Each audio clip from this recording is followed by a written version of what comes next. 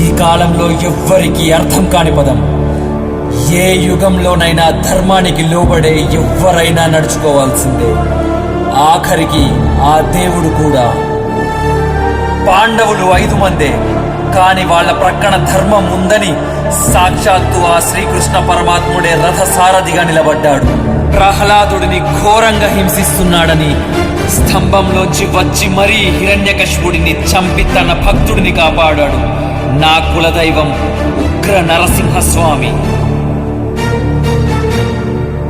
10 తలల రావణాసురుడు కాదు, 1000 తలల రాక్షసుడు ఎదురుగా నిలబడ్డ ధర్మానికి నిలువెత్తు రూపమైన నా శ్రీరామచంద్రుడి ముందు చావాల్సిందే.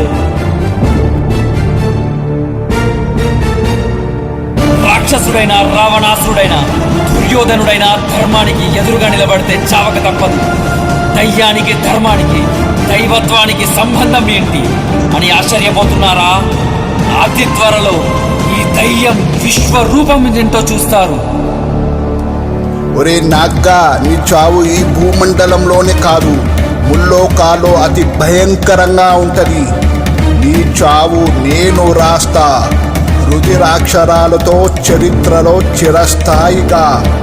అచ్చట ఇచ్చట ఎచ్చట ఉన్నా తకిట తకిట తకిట అతి భయంకరంగా ఉంటది వేట.